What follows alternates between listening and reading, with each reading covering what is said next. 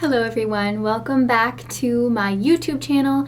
Today I'm going to teach you guys how to make the easiest crochet fingerless gloves. They are super simple to make, very beginner friendly. All you need is 4 granny squares, and I will also show you how to do the fun little ribbing. These did not take me very long to make. I whipped these up super quick. They can also be very good Christmas gifts or gifts in general, and I love them. They're very versatile too. If you have other granny square styles that you want to use for your fingerless gloves, you can definitely do that. I show you how to easily make the granny square, but if you already know how to make granny squares or you like your way of making granny squares better, you can just skip ahead to the ribbing portion. I will have all the chapters on the video, but yeah, this is what we're going to be making today. So let's get into the tutorial. My yarn recommends me using a 6mm hook, so that is what I'm going to be using for my granny square. So you're going to need 4 different colors, but that definitely depends on the size of granny square that you're going to make, because you can always add or take away rows depending on your hand size or the hand size of the person that you are making them for. I just found that 4 rows for my hand size was perfect, but it might be different for you. So I'm just grabbing my first color, which is this blue, and I'm going to make a slip knot, and then I'm going to chain 4, 1, 2, 3, and 4, and then I'm going to slip stitch into the first chain that I made to create a circle. After you're finished with the slip stitch, you're going to move your fingers around to find that circle that you just made. So then you can go ahead and put your double crochets into that circle there. So after you find it, you are going to want to chain 2, 1, 2, and that chain 2 counts as a double crochet. So now in the circle you're going to put 2 double crochets. So 1, and then another one. So counting the chain 2, that is 3 double crochets for your first cluster in your granny square. Then you're going to go ahead and chain 2 for the corner, and then again in that circle you're going to put 3 double crochets. So 1, 2, and 3, and then we're going to chain 2 again. 1, 2, and then put 3 more double crochets into that circle that we made. In a second, I'm going to run out of my blue colored yarn and I'm going to have to add in a new skein, but anyway, as of right now we have the 3 double crochets, chain 2, 3 double crochets, chain 2, 3 double crochets, and then of course that initial chain 2 that counted as our first double crochet cluster. And now we're going to go ahead and chain 2 again and then put 3 more double crochets into our circle. So here we have another 3. So 1, 2, 3, and 4. So we're going to want to have 4 clusters. Then you're going to chain 2, and then you're going to slip stitch into the top of the chain 2 that we made, or that first, in quotes, double crochet that we made. So just that chain 2 that we made, just slip stitch into the top of it. Just like that. And that is what we have so far. Make sure that you have 4 clusters of 3 double crochets and then chain 2 in between. So now I'm just going to chain 1 and cut my yarn because I'm going to bring in my next color, which is my purple. So always when you're adding in a new color to your granny square, you're going to want to pick any of the 4 corners to add in your next color. So any of the 4 corners, you're going to just pick any of them and insert your hook into one of the corners, and then you're going to bring in your yarn. So any way that you attach your yarn or bring in your yarn, this is the way I'm doing it. So I'm just putting my new yarn on the hook just like this, and then I'm going to take both strands and chain 1 with both strands. And then the short strand, I'm just going to drop it and then chain another one for a total of a chain 2, which again counts as our first double crochet. So now in this corner, I'm going to put 2 more double crochets. So that is technically 3. Then I'm going to chain 2 for our corner, and then in that same chain 2 space of the previous row, I'm going to put 3 double crochets. So that is what our corners are always going to be. They're going to be 3 double crochets, chain 2, 3 double crochets, all in the same chain 2 space of the previous row.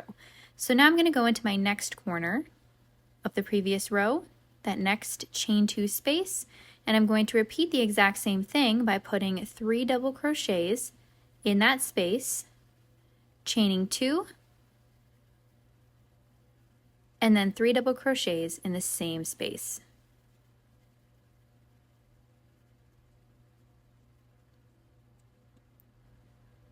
And then we have our next corner, and you're going to repeat the exact same thing of 3 double crochets, chain 2, 3 double crochets, all in the same space. And that repeats itself throughout the entire granny square. You're always going to put 3 double crochets, chain 2, 3 double crochets in every single corner space. So now we are at our last corner space. And again, we're repeating the exact same thing of 3 double crochets, chain 2, 3 double crochets. Once you're done with that, you're just going to slip stitch into the top of the chain 2.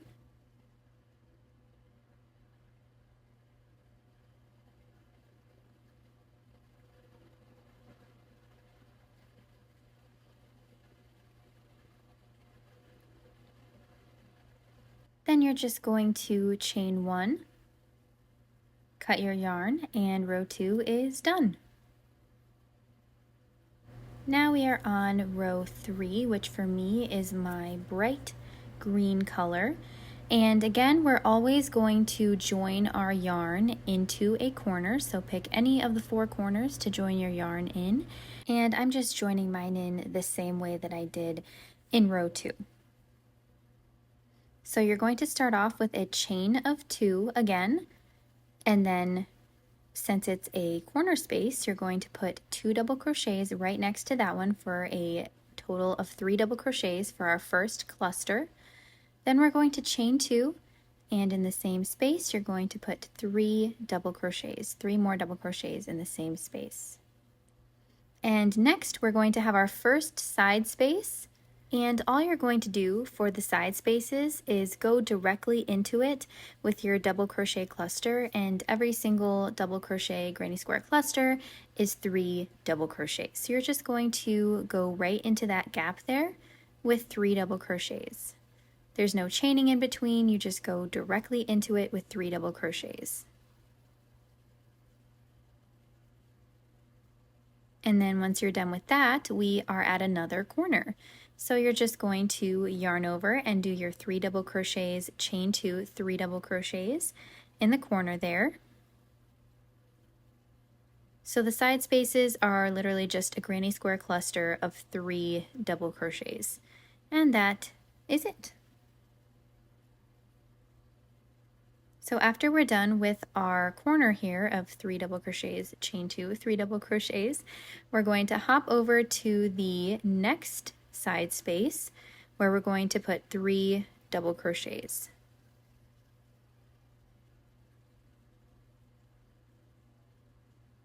One, 2, and 3. And the next space is our corner, so we're going to do 3 double crochets, chain 2, 3 double crochets, all in the same space. And then we have another side space, so we're just going to go with 3 double crochets into that gap for a cluster.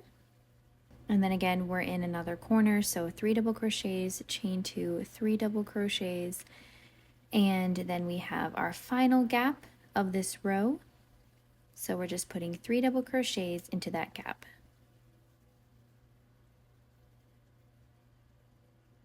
And then you're going to go ahead and slip stitch into the top of the chain 2 again, just as we've been doing. And then you're going to go ahead and chain 1, cut your yarn, and row 3 is done.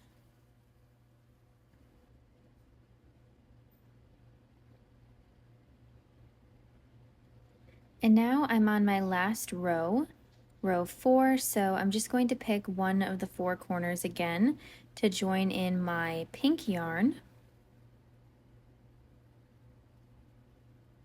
And just join in as I have been for the past rows. And I'm going to chain 2, which counts as our first double crochet, and then put 2 more double crochets right next to it, and then chain 2 with 3 double crochets in that same space for our corner, just as we have done for the past few rows. And now for this row, instead of having only 1 side space in between each corner, we have 2 side spaces. So for every row, it just increases by 1. So I'm going to do the exact same thing that I did in the previous row. Just go directly into that gap there with our next cluster of 3 double crochets, and then just go into the next gap with another cluster of 3 double crochets. And then we're already at our next corner after we're done with this gap here, which we're going to again put 3 double crochets, chain 2, 3 double crochets, all in the same space. And then we have reached our side spaces again, which we're going to put 3 double crochets into each space. So 1, 2, and 3 in that first space.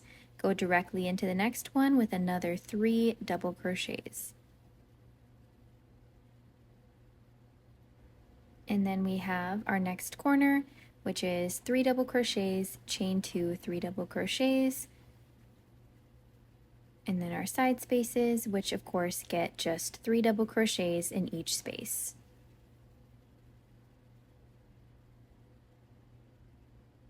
And then we have our corner, 3 double crochets, chain 2, 3 double crochets,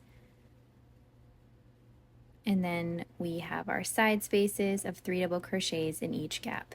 And this just repeats itself, this exact same pattern if you were to make another row. This just repeats itself of doing 3 double crochets in each side gap, and then 3 double crochets, chain 2, 3 double crochets in the corner, and then once you're done you're going to slip stitch into the beginning, chain 2, and it just repeats itself exactly the same if you were to make a row 5. After you've slip stitched into the top of the chain 2, you're just going to chain 1, cut your yarn, pull out your hook, and for me that is where I'm going to end with my granny square because this size fits my hand perfectly. So now I have all 4 of my granny squares to make my gloves. The next thing that I'm going to do is I'm going to block my granny squares just so they're even more perfectly square. So I'm just grabbing my blocking boards and my pegs, and I'm just going to pop those granny squares onto the pegs for like maybe 24 hours, 24 to 48 hours, but I'm going to spray each square with water. As you can see, I am putting on my square, and then off camera I'm going to spray them because I don't want to spray water on my desk because I did that once and this wood type definitely did not like that. So I'm just going to spray them with water, but you don't really see me doing that, but I am definitely spraying them with water on this really beautiful blocking board that my husband made, and I want him to start making them again so we can sell them because they're absolutely stunning. And just look at how, like, it's just so pleasing to me to see like them become perfect. Like, see, this side is just like not as perfectly square as the other sides, and then it just like comes together, and it's just so fun to watch. So if you want him to make more of these boards, and if you're interested in them, they are the best blocking boards I have literally ever tried and ever used. I've used a lot of them, and these are the absolute best. So if you want him to make more, just let me know in the comments and we can pressure him into making us more. After letting the squares sit for about 24 to 48 hours, I'm going to work on seaming them together. So for this, I'm going to be using a smaller hook size than my yarn recommends. I'm going to be using a 5mm hook instead of a 6mm hook, just because I also like my ribbing to be tighter. When I was first figuring out this pattern, I made the ribbing with a 6mm hook, which is what my yarn size recommends, and it was too baggy. I didn't like it. It wasn't as neat as I wanted either, so I sized down a hook size to a 5. And I came up with this, and I liked it so much better. The ribbing was so much more neat. It fit me better. It was tighter, so it wasn't like floppy, wobbling off. It's much better, and honestly, I kind of was like, I wish I had made even the granny square portion with a 5mm hook. So I was kind of like, I think I should have sized down on the granny square part too, but it's okay. It was too late at this point, and I was like, they look adorable. It's totally fine. So now I'm going to make my second glove. So I'm going to take my 2 granny squares and I'm going to seam them together. So they are facing the correct side right now. So what you're going to want to do is flip them to the wrong side.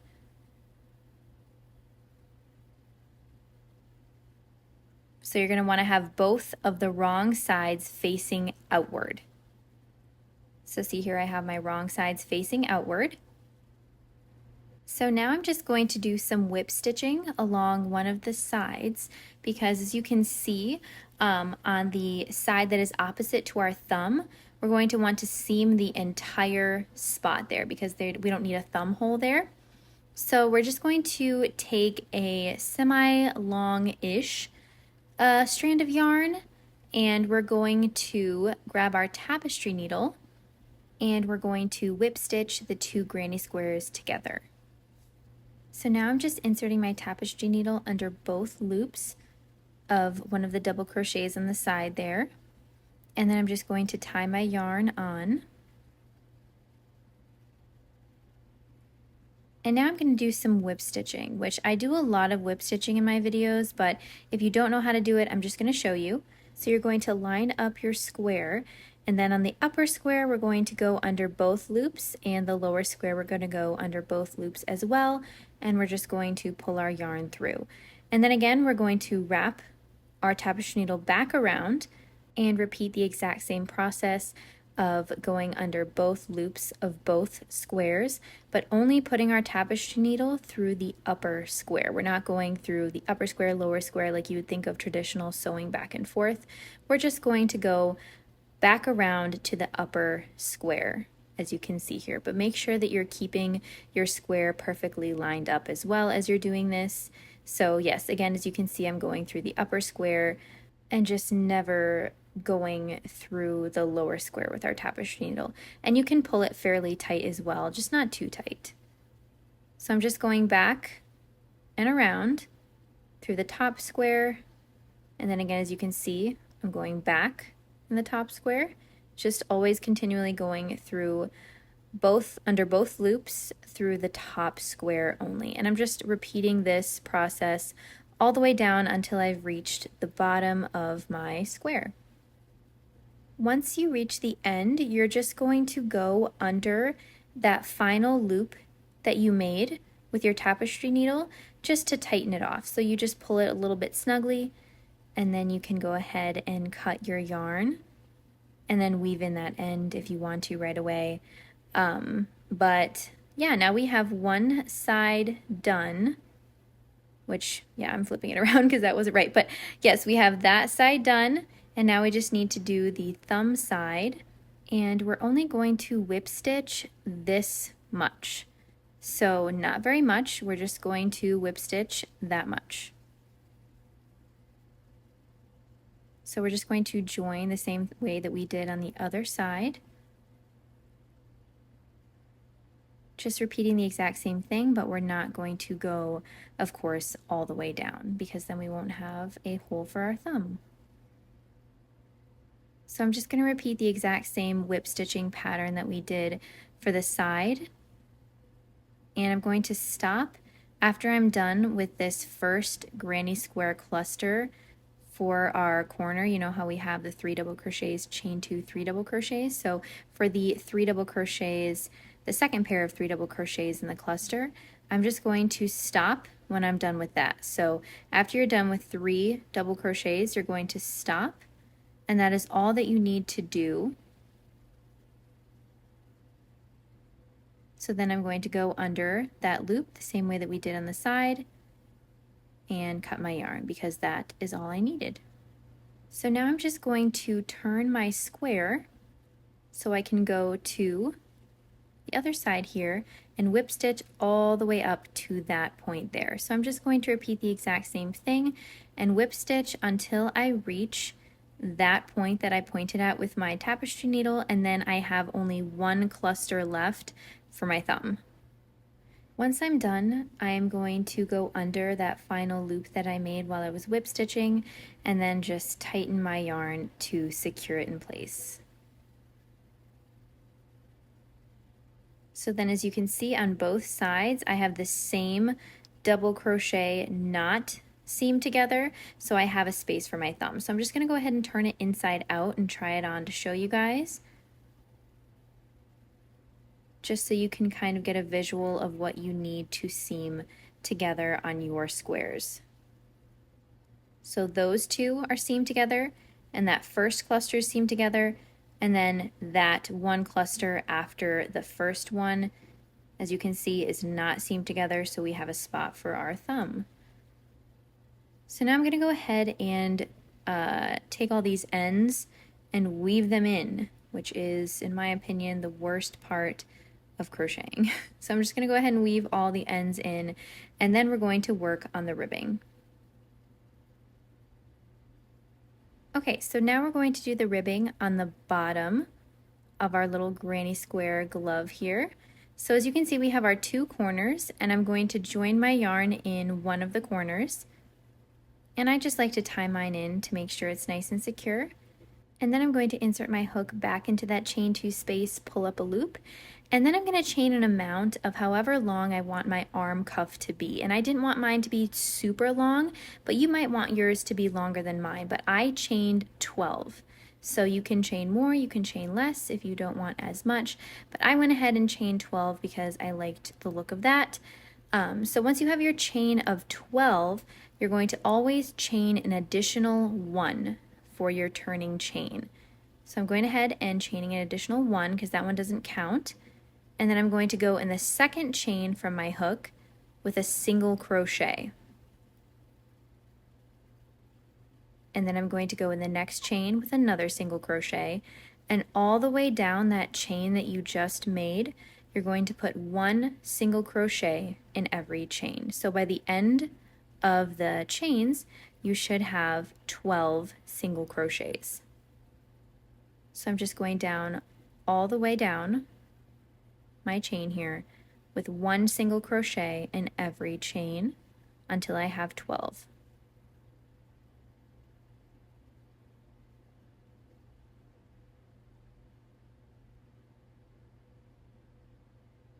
And if you need to, you can go back and count and make sure that you have 12. And after that now, in the next 2 stitches, which our next stitch is the chain 2 space here, I'm going to insert my hook into that stitch, and I'm going to slip stitch into that stitch. And then again in the next stitch, I'm going to repeat the exact same thing, and I'm going to slip stitch into it. So basically we just slip stitched in the next 2 stitches. And then I'm going to go ahead and turn my work, and as you can see in those 2 slip stitches, we do not want to go into those. So you're going to skip those 2 slip stitches, skip the slip stitches completely. Make sure that you do that. And then we're going to go into the back loop of our single crochet ribbing, our 12 remember single crochets. We're going to go now only in the back loop so it can make that ribbed effect. So we're going to put our next single crochet in the back loop only. And then again, repeat that, next single crochet in the back loop only, all the way up our little ribbing. And I would honestly count this to make sure that you have 12 or however many you chained. Just make sure that you have the same amount because we don't want to be going into the slip stitches. So just make sure that you have 12 single crochets, or however many of course that you made. Just make sure that you have 12 at the end of your little row. So just going in the back loops only of every single crochet all the way up your ribbing.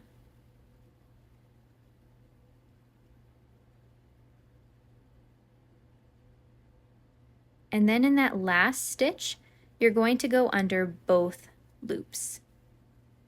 Rather than just the back loop, you're going to go under both loops because I think it just makes it a little bit more clean at the end. So this is what we have so far for our ribbing. And now I'm going to chain 1 for our turning chain. Then we're going to turn our work. And in that first single crochet, we're going to go in the back loops only with our first single crochet of this row. So 1. And then in the next single crochet, we're going to go in the back loops and put our second single crochet and just repeat this all the way down. Also make sure to count as you go down. Make sure to count. It definitely does help to make sure that you are accurate with your ribbing. So just go all the way down here with 1 single crochet in the back loops only until you have your original count, which mine is 12. Making sure that you do not go into those slip stitches.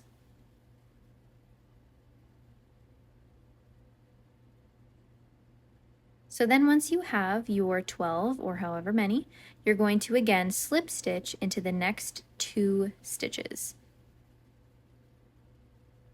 So 1 and 2.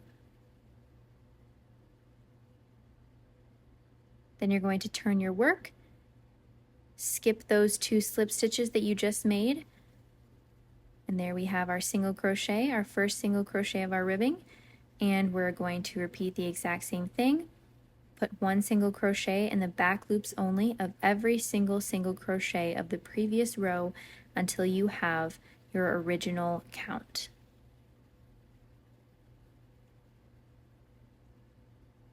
So I'm just repeating that all the way up until I get to my last single crochet, where I'm going to put my last single crochet through both loops, under both loops, just like that.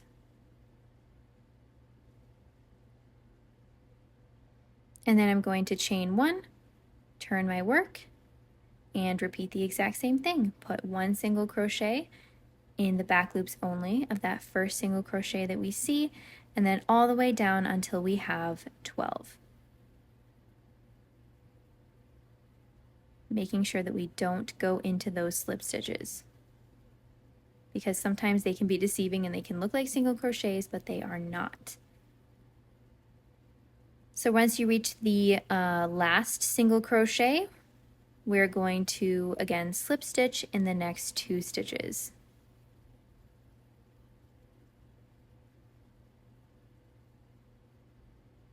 Turn our work, skip over those slip stitches, go in the back loops only of our first single crochet of our ribbing, and this just repeats itself all the way around our glove. We're just going to completely repeat this ribbing pattern the same way all the way around the entire glove. So I'm going to go ahead and do that and finish up my glove. You go ahead and finish up your bottom ribbing for yours, and I'll meet back up with you once we're both done with that, and then we can do the top ribbing and the thumb ribbing as well, which is the exact same thing, just a smaller amount of beginning chains. So I'm going to go ahead and finish my bottom ribbing, and I'll see you in just a second.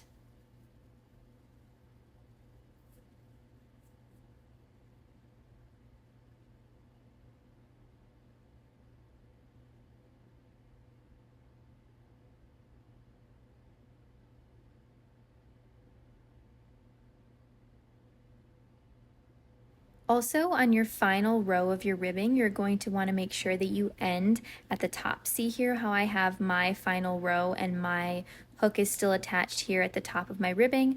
You're going to want to do the same. So I'm going to chain 1 and then leave out a semi-long-ish strand of yarn.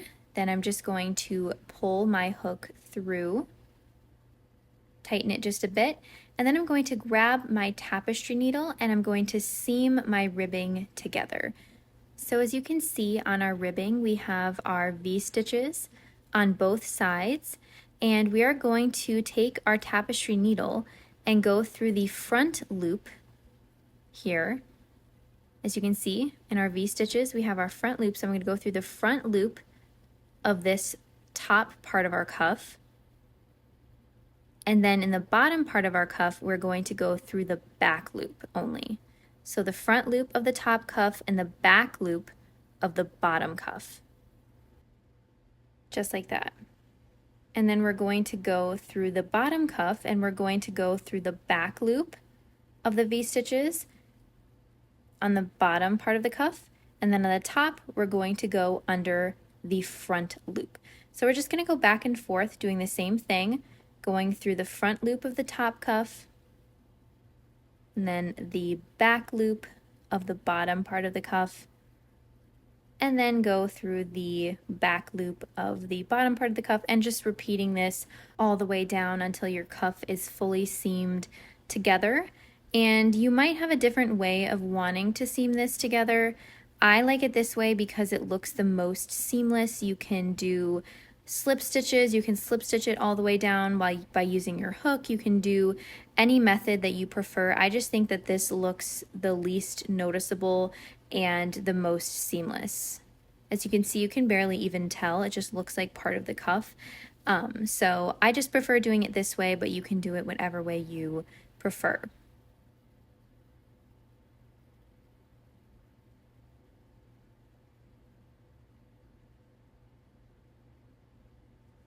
And then once you're done, you're just going to go back and forth a couple times, and then you're going to weave in that end just by going back and forth and then making sure that it's very fully secured, just going into the ribbing a little bit, back and forth, just to make sure that your end is fully secured and it's not going to go anywhere. And here's what that seaming method looks like. It looks super seamless to me. I really like doing it this way. So that is my new way of doing it. I've never done it this way before, but I tried to figure out a way that it would look very seamless, and I think I figured out a good way. So now we have our bottom part of the cuff done for the wrist. So now we're going to go ahead and do the top part of the ribbing. For the top part of the ribbing and the thumb, we're just repeating the exact same thing that we did on the bottom. It's just the same exact thing. You just chain a smaller amount for both. So I'm going to go ahead and join in my yarn again in the same chain 2 spot there that I did on the bottom part of the cuff, and just join in my yarn the exact same way. And then I'm going to insert my hook into that same chain 2 spot, and I'm going to, instead of chaining the 12, I'm going to chain 6. And I found that chaining 6 was perfect for me. After I've chained my 6, I'm going to chain an additional 1 for our turning chain. It does not count towards our 6. So again, we're going to skip that chain 1 that we made and put 1 single crochet in every single chain all the way down until we have 6 chains.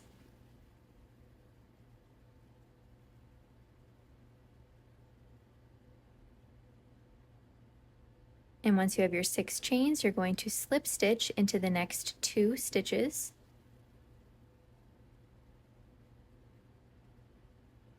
Then we're going to turn our work, skipping those 2 slip stitches and going in the back loops only of our 6 little single crochets for our top ribbing, and this just repeats itself the same way that it did for the bottom ribbing. So just do the exact same thing.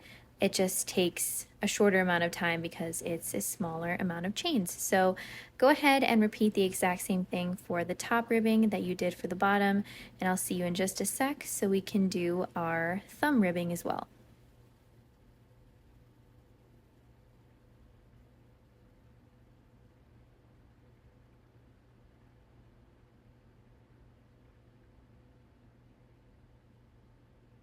And then to seam it together, we're going to end at the top of the ribbing just as we did for the bottom.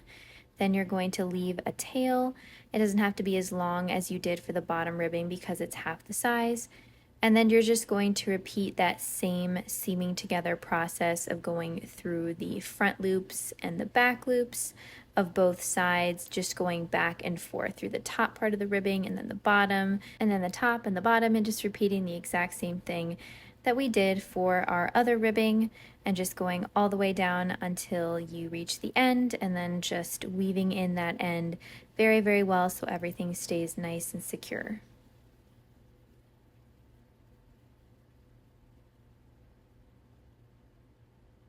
And once you're done, you're just going to cut your yarn, and then we're going to do the thumb ribbing in just a second.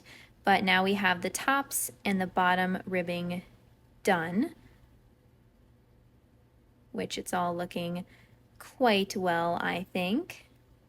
So now we're just switching over to the thumb, and there's really not much ribbing to do here, so it doesn't take very much time. So you're just going to grab your yarn and insert your hook into any one of these double crochets here. And I'm just inserting my hook into that one right there.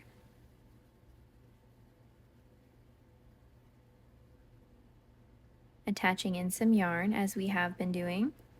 And then you're going to reinsert your hook into that stitch. And for me, for my thumb, I chained 4.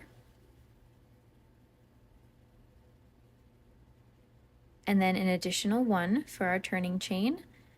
So my little ribbing here is just a chain of 4. So I'm going in the second chain from hook, doing 1 single crochet and then 1 single crochet all the way down until I have 4. And then just repeating the exact same process that we did for the bottom and top ribbing.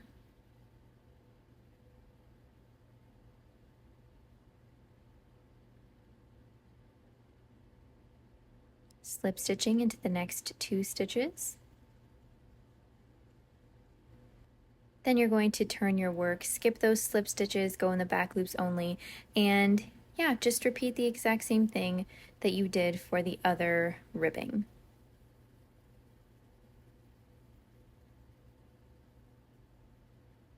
And once you're done, you're just going to leave a little bit of a tail and then do the exact same seaming process that we have been doing.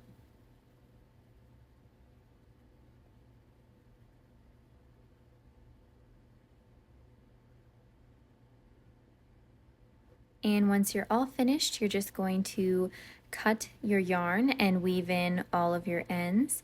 And now your fingerless gloves are complete, and they are so cute. Oh my gosh, they're so fun.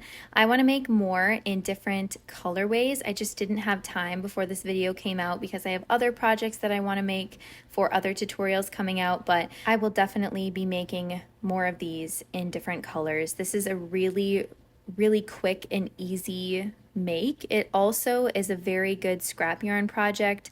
This yarn is actually leftover yarn from my previous tutorial video of that wavy sweater, so I just had some leftover that I used for these gloves, and it is absolutely perfect for that because you truly don't need that much yarn for it. I just needed to make sure that I had enough of the pink because that's technically the main color of the glove with the ribbing, so just make sure that you have plenty of one of the colors that you're using. Thank you guys so much for watching. If you like this video, don't forget to like and subscribe for more. Also, if you made these, don't forget to tag me. I hope you have an amazing rest of your day, and I'll see you in the next video. Bye guys!